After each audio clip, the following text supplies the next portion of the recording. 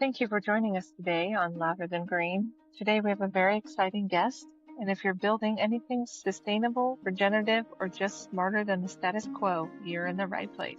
For those of you just joining the podcast, we are Green That Dream, and we specialize in helping businesses not just go green, but flourish. We focus on strategies that support people, planet, and profits by improving operations and managing resources. So if you're ready to take your business to the next level, stick around. And if you want a free growth consultation, head over to greenthatdream.com or just DM us the word growth.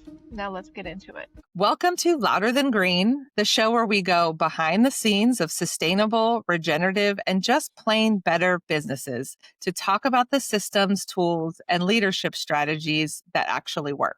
Because when values and operations align, everything scales. Today, our guest is Rudy Miick, a no-fluff leadership strategist who's spent over 40 years helping owners and executives build high-performance companies from the inside out. Rudy is the founder of Miick, a performance and culture firm that turns company values into decision-making systems that boost profit, retention, and trust. He's a certified management consultant and an FCSI fellow with deep roots in hospitality, retail, and founder-led organizations. He's also one of the rare consultants who practices what he preaches, modeling leadership behavior in real time with the same accountability he demands from clients. If you've ever wondered how to turn culture from a buzzword into a business advantage, or why so many good operators burn out trying to fix things at the surface, this episode is for you.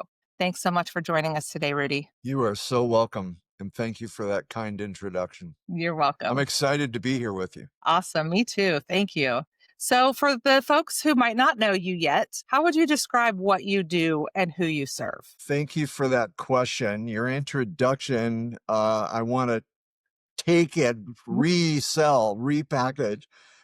I think that what separates our service and our reputation and our track record, frankly, is everything you talked about. We lead with values. So one of the core pieces that we do with any client in any industry that with whom we work is, what is the actual goal? And if the goal is capital, great. Capital is a result of other terrific pieces of work, right? And incredible systems. So our covenant, our core process is to take a look at whatever high performance means in a given company or in a startup. Hey, what would high performance look like? Imagine a magic wand flying by, and how do we get you everything you want? And from that place, the first question is, why that? The second questions are, which values guide that operation? And from there, we put metrics in place for every touch point of the brand. And the only outcome is success. It's a very simple but incredibly quantum physics approach to work. Nice. Yeah, that's amazing. I love that. Very, very detailed and structured. So what your business model in the simplest terms, how does your business actually make money? How does my business make money? By being successful for the clients with whom we serve. We only get paid if we do what we say we'll do, right? So in the intro with the credentials that you mentioned, I'm really, really proud actually of being certified as a certified management consultant and an FCSI pro, not only because those certifications are hard to achieve, they demand knowledge and application of the world of work. More so, both are credentialed in and based in ethics. So in a world which is sometimes kind of really off the rails, it feels like now is certainly a global scenario of that.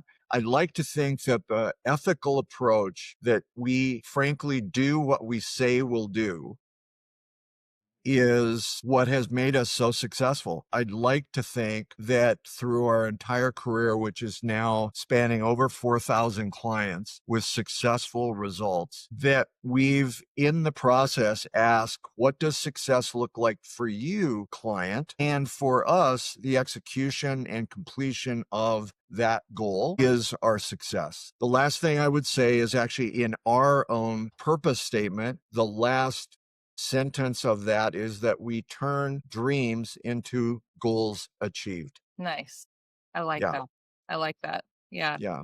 Complete the circle. So that's a conscious choice on our part on a daily basis, is how do we perform depending on the budgets, right? There's lots of different ways to achieve a result given a client's war chest, working capital, whatever the modalities might be. We get to have a lot of fun with creative insights and new possibilities. Yeah, and strategies, I'm sure. So on that, like 100%. just diving a little deeper, what's something unique or non-traditional about the way that you've structured your business? I think the unique piece is that we function like a TV production company, movie production a little bit, but TV is a little bit faster, streaming services a little bit faster. So what we do is we've got a very small, intimate, full-time team where our company, everything we do is very purpose and values driven. All of our tools are derivatives from that.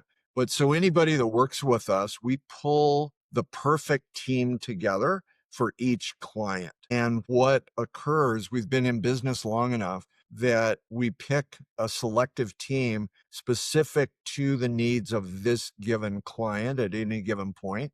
We pull that team together for the shoot, if you will. And for the project, at the end of the project, we do a wrap party and everybody goes back to their particular positions and companies that they may own or participate in. And we continue on to the next piece. It's really fun. Yeah. And at the same time, the commitment to that is that every participant aligns with our methodology, aligns with our purpose and values to achieve the goals that our client lays out. Very, very customized approach. That's probably what Is helps very, with the success. yeah. Well, we have a very strict methodology that ironically comes out with great fluid and flexibility. It shows up uniquely with each client, even though it's a very systemic approach. Yeah. Kind of interesting. Yeah, absolutely. So what are you personally responsible for day to day? Like any entrepreneurial company, I am the founder and president. So my job now is mentoring and coaching the next gen to take Miick to the next 40 years. However, I serve on any given day as a coach, as a mentor, certainly more and more and more. But the process is I'm like any CEO or any president. I'm on the phone with finance. I'm on the phone with tech. I'm on the phone with whatever is thinking next to grow our company. At the same time, on the phone with clients to really, truly understand how we're doing with them. If I'm working with them as a primary lead consultant, great. If I'm supporting our own team in that work, then I am the liaison and very oftentimes a direct link to that client that's working with maybe a team of ours that I'm not on a daily basis included. So I would say our company is just a smaller version, a 7-figure version of what 8 and 10 and billion-dollar companies are doing. Yeah, absolutely. So you obviously have a lot of experience. And what would you say that your experience has taught you the most about people in your industry that are still getting wrong? Wow, what a really interesting. Well, I think that there are a few just unbelievable misses. One of the biggest is, oh my gosh, I can't find good people. Yes. And the process of good people is a symptom, not an issue, right? So when I hear people say, oh my gosh, I can't find good people, my first response is, do you even know what excellence is? Have you even defined what excellence is for the role you're working to find? And frankly, as AI evolves, I think this is going to be a bit of a challenge in operators defining for AI what do they actually want to be successful, because do what I tell you to do isn't always the right thing to do. One of that is, I think, the first and foremost mistruth. I can't find good people. Good people are everywhere. I could tell you story after story of good, working in towns, cities that I wouldn't want to live in if you paid me, literally. And excuse the pun on that one. And simultaneously, what that has taught me time and again is there are good people everywhere. We just have to define what high performance means and then coach them to the positive as opposed to slapping their hands. Right. That's first. Second is that this is my company. It's my money. It's all about me. And you're a cog in the wheel, which goes back to the people. Yeah. However, what we found, and I learned this really as a young president, very early on, it became apparent to me that there's only so much room for 6-figure salaries, 7-figure salaries and up in companies. So very similar to what a C-suite does in public companies or large private companies. Why not open the books? Why not, well, opening the books is a precursor, but why not pay for performance and do that by teaching staff actually not only hit the budget, but how do you build a budget? How do you read a P&L? How do you actually manage a line item or a P&L and then turn that the way we have been incredibly successful with this, and I think it's a huge miss to not teach staff about the fiscal performance. But how we've been successful with it is here's a company P&L, here is a personal P&L. What would, just in really simple terms, managing your money and managing your household look like? And guess what? The business is no different. Right. Yeah. And then pay on performance as well as a livable base wage, right? Some relationship with that. And over the years, that's been called socialism. It's been called other crazy pieces, other names. But to me, it's actually pure merit-based capitalism that's in balance. Right? Guess what? And we get to, here's the third issue is I'm the boss, you're not, and do what I tell you to do. I'll be back in an hour, right? This language that is actually inclusive. So we do a lot of work. I have a lot of background in Gestalt psychology and both organizationally and clinically. But the language around I statements and collective I am responsible for what I do. So there's no shuffling, there's no reason, stories, excuses, there's accountability here. However, we also then tie it to collective I. Each of us is equally responsible. Yeah. Every one of us is responsible on this line or in this dining room or whatever or on this course, wherever people are working. And that shift suddenly moves a team to like a high performance jazz ensemble or a dance troupe or a pro sports team, or dare I go here, a SEALs team or a Ranger team or whatever at a military level, where we're holding each other accountable as opposed to having all these tiers of cops and bosses that are pointing. Those three are the biggest challenges I think that we've played with, right? That I'm the boss, you're not, that the money's my money and the business is mine, as opposed to I can't build the business without you, without each of us. And third is, now where do I go find people? Those three things are the core. That's great. I love that. And I thank you for elaborating.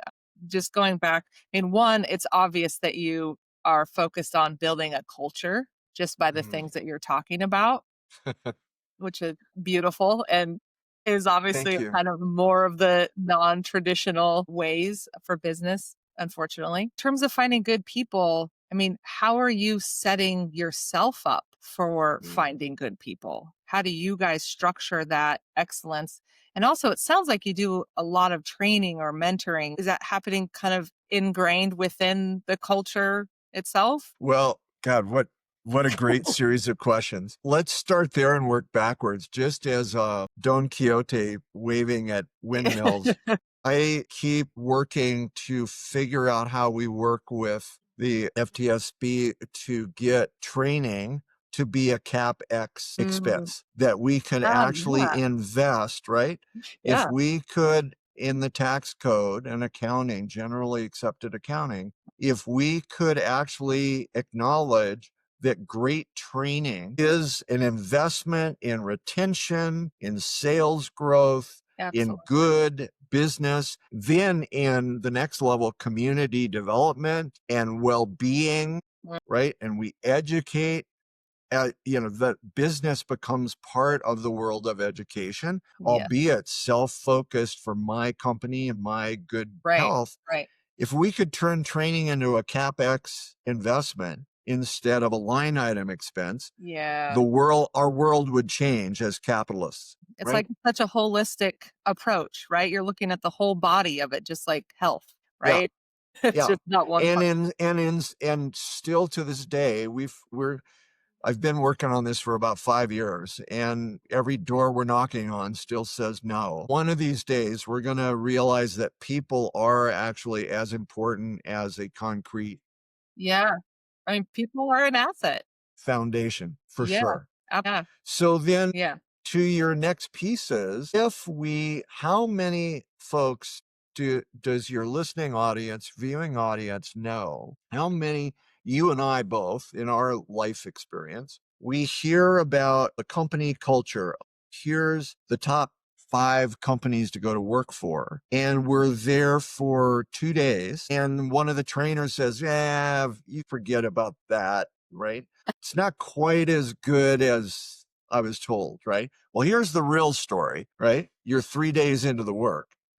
Right? And so very early on, way before, about the only good thing of the pandemic, I think, was that the word culture suddenly bubbled up. And that this piece of, well, how do we treat each other? How do we treat our products? How do we treat our line or our production? Whatever it is that we're doing. Culture is a very active process that drives the brand, no matter what company no matter what our products are, right? So then finding good people, here are 2 or 3 simple headlines for your audience. To me, instead of looking for people that aren't working, I want to go after people that are working, that aren't having fun. So, hey, what do the ads look like? What does the marketing look like now with at length publishing of ads or whatever marketing we're doing to find good people? Let's go after folks that are working and actually not happy and let them know we're here. Let good people find us instead of us trying to find good people. Right? Hey, we're here. If you're not happy, come and be happy with us. Right. And so that's the first headline. And then tied to that, Aimee, is back to what we were saying a couple questions ago of, have I actually defined as an owner, as a president, as a manager, do we actually know what excellence is when we see it? So good attitude is not feedback. It's not behavior. So I need to slow down. And if I need to find somebody that has a good attitude, hey, everybody out there, what are the behavioral attributes that you're watching, listening, experiencing that translate to the meaning making of good attitude? You walked in with a smile. You walked in with direct eye contact. Oh my God, you walked in and asked me how I'm doing. Could I use some help? That's good attitude,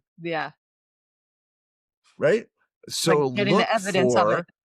getting the evidence of it and literally breaking down good job, good attitude, high performance, excellence, and actually breaking down the behavioral attributes that translate to those compliments. And suddenly, not only will we start finding great people, but we'll also, instead of living and putting up with constructive criticism, we can start providing people feedback about eye contact, about About walking in, standing tall, right? Whatever we Right. Yeah. might want, right? Right. And then third, in the restaurant, my company was started in the restaurant business. We did startups for 6 or 7 years just in the restaurant business. That led us to chain development. The chains led us to hotels and then resorts. Now we work in 11 different industries. With that as background, in the restaurant business, we have this thing called a stage. Mhm. And when I was a kid, one might come in and go, "Chef, I'll work for free." Right? Yeah. We Yeah. can't do that anymore, Yeah. but I'll work for free. Put me on the line, put me in the kitchen. I'll show you. Yeah. Right. And maybe if you're really good, you have a knife kit and you have some knives, right? Anybody that's seen The Bear or whatever other shows are out there, right? There's that world. And the same thing could be for bartenders, for servers, whatever. It's, Mhm. oh, I'll do this stage. Well, nowadays, what we can do is in an interview, actually create a mini stage. Mhm. So if you're on the phone working and you're selling something on the phone, sell me whatever it is you're selling me on the Right. phone. If we're in the restaurant business, we'll do a mini, fill a bottle with water, not liquor, Right. pour off shots of liquor, whatever it might be, to figure out, I might be in an auto parts store, sell me a piece, right? Ask me 5 questions about this piece of Yeah. Sell equipment, me. Yeah. right? Sell me. Exactly. Mhm. And that stage will tell me more about this person, this applicant, in 35 seconds than 20 minutes of questions, Sure. Yeah. right? It's the So actions. Actions speak louder than words, I always say. exactly, exactly. A real simple one for space is for your audiences. We'll have applicant get up, please. I'm going to ask you to move from our interviewing space, walk through if we're in real time, right? Yeah. We're not Yeah. doing a virtual interview. Right. Do a lap of our office space, do a Mhm. lap of our store, do a lap of our restaurant, whatever it might be. Come back with 4 things that you think you could improve in what you Ah, see, yeah. right? I like And walk at the pace of the busiest shift you've ever worked. Go, right? I like that. So something, yeah, just as simple, and you never know what's going to show up. And we get to not only evaluate, but sometimes we get to learn. You're right. It says a What a lot, I'm concept. sure. I'm sure it says Yeah, a lot. Yeah, absolutely. yeah. I hope this is useful. I'm giving you pretty Mhm. long-winded answers here. That's So okay. No, you're good. You're good. Yeah, let's dive into, some of the operational insight that you have. So, what's one system or process that has helped you get to your current stage of business? I think one of the primary pieces over and above you, I think there are 2 pieces I'd like to share with you. One is with any sort of accounting, certainly in the world of prime costs, that we, instead of looking backwards, waiting for the P&L, we do daily accounting, accrued to the week, accrued to the period, accrued to the quarter, accrued to the half year, accrued to the year, Mhm. against budget. And we look at it every single day so that we're always looking forward, anticipating our results. So rather than waiting again for a P&L. The other part is that we'll close big or small, billion-dollar companies to $2 million companies. Mhm. We'll close the P&L in 3 days, if not 1 day. If the excuse is, "Oh, I can't do that," then we find a different bank, or Yeah. we find a different accounting Yeah. group, It's great. right? Gosh. Set. And so the the whole process, we call it looking off the bow instead of off the Mm. stern. So we're always moving forward. Yeah. The other piece is that is a real game changer from the very start, similar to the accounting. Whatever an issue is, how do we create valid, values driven decision making? And there's a real, we call it IVS, decision making, issue value solution. What's the issue? What value or which values apply to the issue? And the more values, the better. We could talk about that more in a moment. But which values apply to this issue? What are the behaviors that would model those values in action to achieve the change? Do that. Yeah. And I swear to you, high school educated staff on a factory floor or restaurant production, let alone anything higher in education, my team or my clients' teams will sound like board members in a week. What's the issue? Which values apply? What are the behaviors? Do those, do them now. Yeah. No drama. Simplifies it. Straight performance. And that's my gift to your audience, if nothing more. That's so great. And it's just clean cut and it's very simple and efficient. Yep.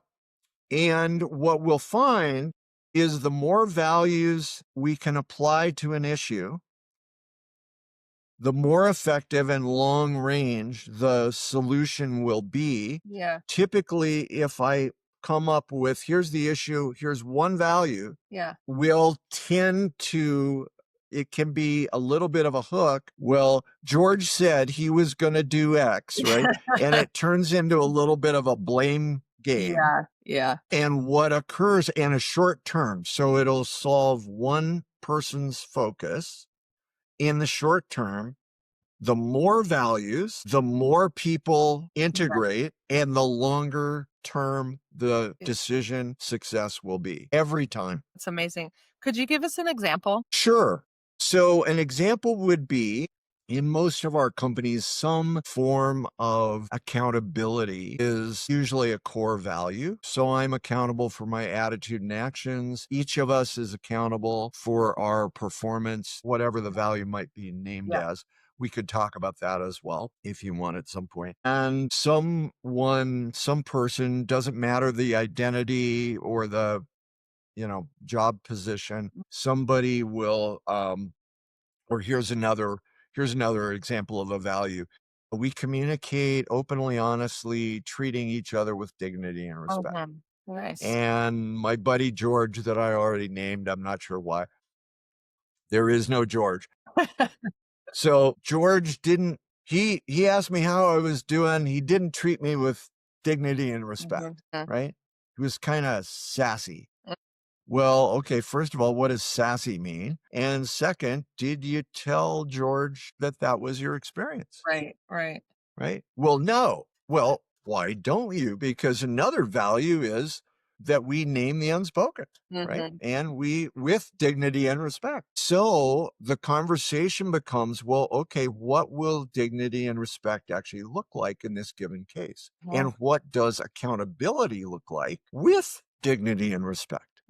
Right? And so suddenly we have in real time, without a facilitator, the ability for people to, as part of the culture, engage in a dialogue that solves this personal drama, which is 80% of our spinning wheels time. There's a fourth issue in companies that we can eradicate that sort of othering, name calling. Well, they said, well, he said, well, okay, wait, we don't even use pronouns in our company except for I and we, right? And what is the data and what do we do to shift this? And suddenly, again, we've got line level staff, hourly team members performing better than most board members, right? So those would be examples. And another case, maybe more focused on the fiscal. So let's say prime costs. I've got a client right now, frankly, that in 8 days, we've dropped prime costs by 6.5%, right? That's actually in 2 weeks, not 8 days, 2 weeks. So 14 days. Okay, our goal is to drop the prime costs. So what are the values? Well, we are healthy. We're fiscally healthy, which we're not. So we need to get back to fiscal health. We're open and honest in our communication. We're accountable for our actions. Let's just stay with those three. And we're a restaurant. So our business is to restore the soul.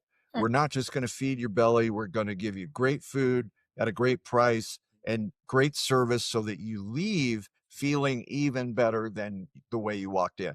Any business could be in that place, right? Every business has its purpose. So the way this could work is then with the management team and even the line level team, do we hear the issue? What are the values? Accountability, open, honest communication, the reminder that we're supposed to be fiscally healthy, and then a guidepost that we're proactive. We look forward on the accounting instead of backwards. What if instead of ordering what we always order, we start looking at what did we use this week, Monday, Tuesday, Wednesday, before we purchase for Thursday, Friday? That's one thing we could do. Okay, well, who's accountable for that? Well, in the restaurant, the chef and the sous chef are doing the purchasing for this particular entity. And all of a sudden, they start looking on a daily basis. The first week, oh my God, this worked, right? We dropped it a half a point. Right? Then we start looking at, okay, well, where else is there money in product sitting? No surprise to all the listening audience. What about the inventory, right? If there's inventory on there. So the inventory could be nuts and bolts. It could be auto parts. It could be sporting goods equipment, whatever. Doesn't matter. What's in the inventory, and why are we sitting on 6 months of inventory that, right? Yeah. If our business is daily and weekly, right? So we start reducing. Coach, we could reduce our inventory by reducing our purchasing budget and just burn off some of the inventory. Good idea. Good idea. And you thought of that yourself. Yeah. Right? Empowering people. Because I could teach all this stuff. Right. I could teach it all. But actually, and I swear to you, this real case in the United States, company with pretty high revenue, but exorbitantly high inventory, in 14 days, 6.5% off their food cost, and more than that off their beverage cost in real time. We've paid for ourselves for 7 months as consultants already in real time. Nice. Simply by that performance. Right. Yeah. Great. Yeah. And just to add, like, you're also empowering people. It sounds like it's again taking that like boss out of the equation and letting people figure out these solutions. Right. So if we work in dare I call it a leadership circle, or the equivalent of a drum circle, or whatever it might be, if the culture is an environment in itself, how do we have a healthy environment? And each of us is responsible, and the values drive everything, as opposed to I'm way out over here and I'm the boss telling you guys what to do. Right. Instead, my job is as a coach or a confidant, and so often, a cliche that we play with a lot is, how do we turn managers into coaches instead of cops? Instead of catching people doing stuff wrong, how do we celebrate right things right? Yes. My husband, who is listening, agrees very much. Yay, good. Somebody who gets it. Well, there is an interesting conundrum, right? Of, well, wait, catch people doing stuff right. Yeah. Coach to the positive. Well, isn't there some time when somebody doesn't perform? Well, of course. Yeah. Of course. Constantly, right? Yeah. But my choice can be, I think of it like the 10 Commandments, thou shalt not, whap. Yeah. Right. As opposed to, hey, wait, here's one thing you did really well. Of the 10 things you're supposed to do, at least you made eye contact and you smiled and you called the product correctly, right? So to take your performance further, do this next time, right? Exactly. So back to the inventory things, a tangible example is, oh, hey, I realized I had an extra case of lemons instead of, or tomato sauce would be better, tomato sauce. So I broke the case and used 2 cases of the stuff that we had on the shelf, and I've still got plenty left. Terrific. You did a great job taking the risk to do that. Yeah. How could you apply that to take your performance even further? What other products could you do that with? Right. Yeah. Right? As opposed to, well, don't do that with anything else unless I check. Right? It's like, I don't think so. Yeah. Yeah. Exactly. No, that's a great example. Very, very understandable and relatable. So what are some of the, like, a current challenge or tension you're navigating right now in your work? Gosh, I think the biggest headline certainly is cash in the Beltway in Washington, D.C. It's easy to talk theoretically about the Oh, economy, and most of us in your uh-huh. audience, depending on where we are with stocks and shares of anything, can look at the market and go, okay, wow, the economy's great, but there's no cash.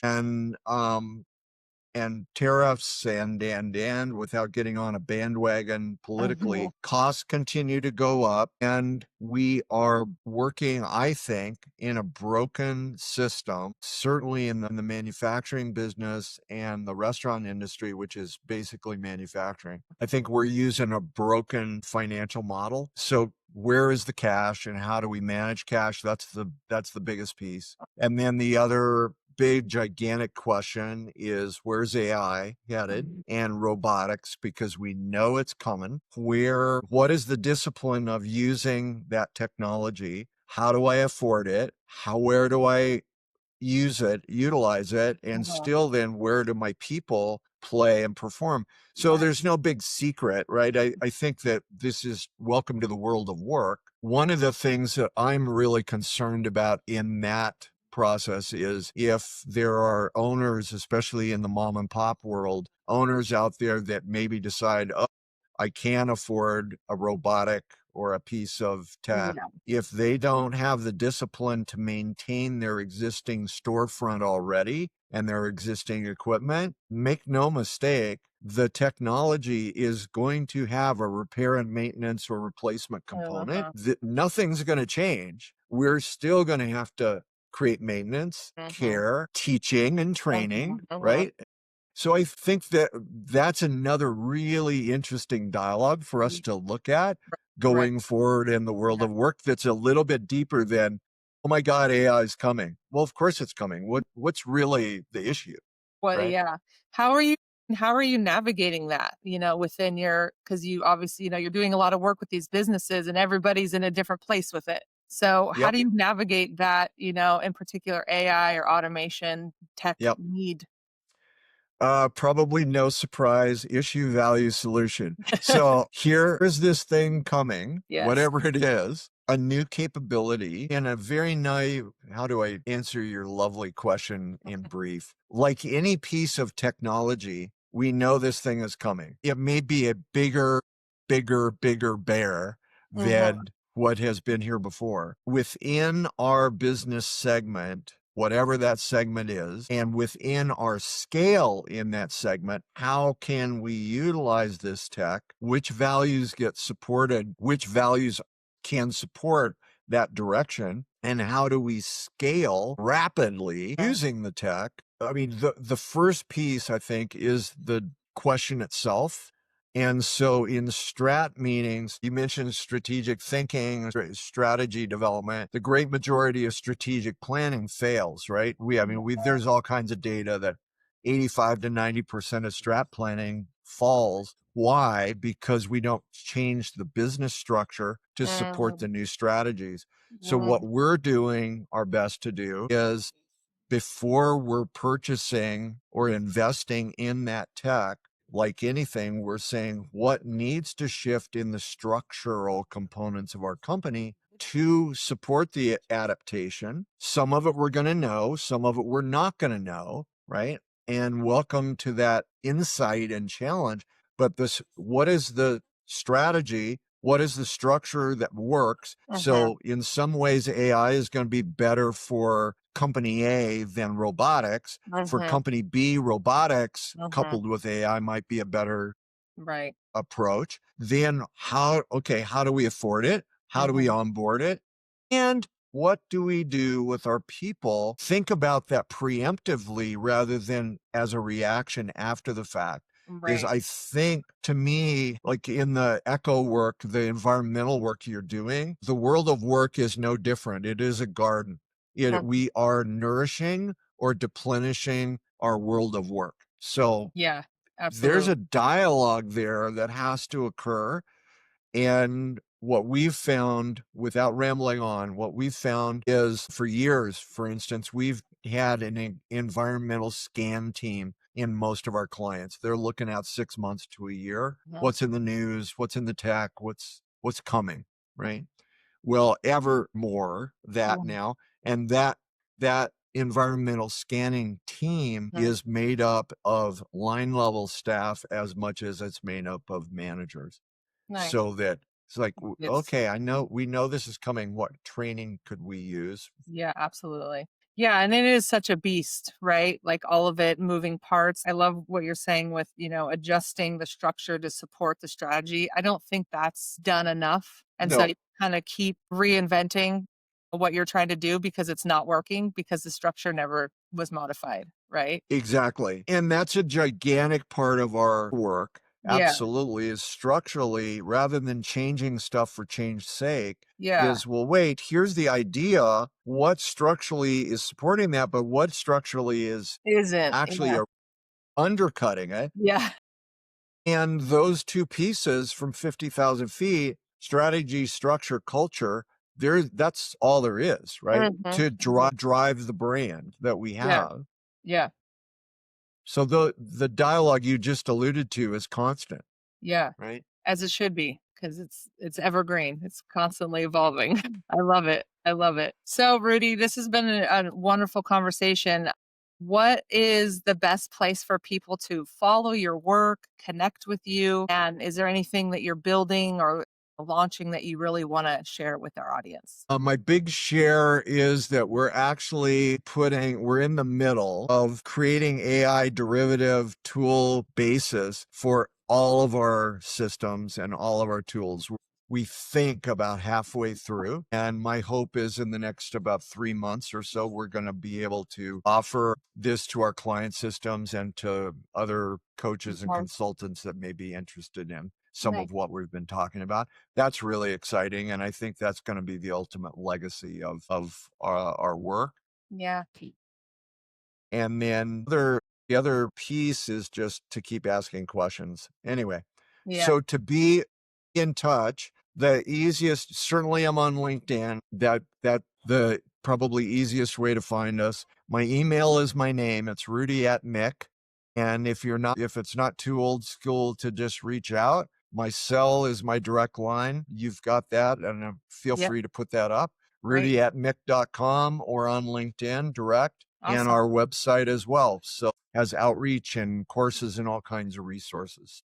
Excellent. Well, thank you so much, Rudy. This has been super. I mean, I've learned so much from you today, and I can't wait to incorporate it into the work that I do. So I hope our audience got some good nuggets from you, and I look forward to many more conversations like this. I'll look forward to it as well. I hope I'll get to be a guest on your show again. Aimee, thank you Absolutely. so much. Yes. Thank you, Rudy. Have a Continue- wonderful day. I will indeed. Great success to your audience. All Thank the you best. very much. Take care. Bye-bye. I am your host, Aimee Hosteby, and I would just like to say that I am so truly grateful to each guest who takes the time to share their story, and to you, the listener, for being part of this community.